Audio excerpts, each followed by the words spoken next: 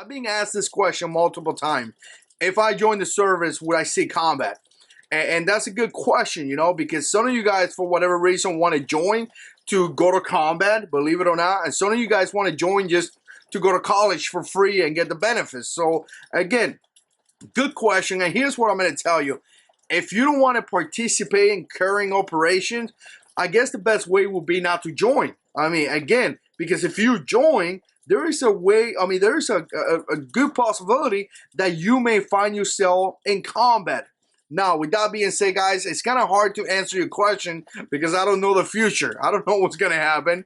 I met guys that did 20 years in the Marine Corps and never deployed it. Again, never. But then I met guys that did 4 years and deployed it all the time. I mean, 3-4 times. Me personally, I did 11 and a half years and I deployed it 4 times. 3 times were in combat operations. 1 time was in a ship with the Navy. And I spent also a year and a half in Japan. Now, I don't count Japan as a deployment, but again, I went there by myself. So you actually away from your family as well. So to answer the question, this question, I got to tell you, if you don't want to go to combat, my best advice to you will be to join a service and even an occupation that don't really do that combat operation that you don't want to do. And here's what I mean. If you don't want to kick doors, and seek out the enemy door to door looking for the bad guys, don't join the Marine Corps to be an infantry guy, because that's what infantry guys do.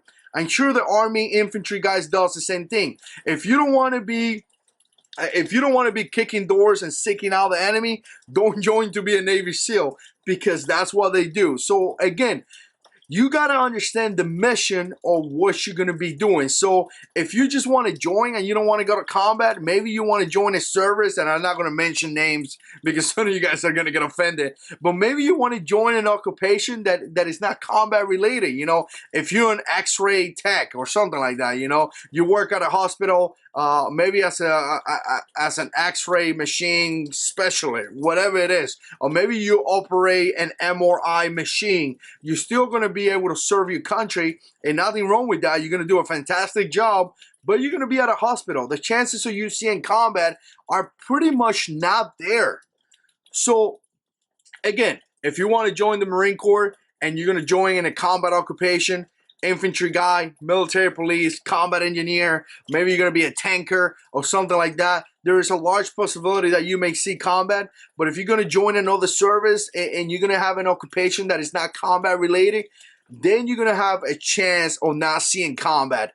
Again, you never know. You know, I served with guys that were cooks that joined the Marine Corps to cook, and they had confirmed kills because, you know, they went into Iraq, they got assigned to a security platoon, and next thing you know, they went from being cooks to being gunners. So now they, instead of frying eggs, they're running a machine gun. So that is very common in the Marine Corps. So again, hopefully I gave you some insight. Hopefully I gave you some information. You guys out there that are part of whatever service, definitely put comments down below and share your information. If you like this type of videos, click like, subscribe to the channel, share the video, and as always, God is in control.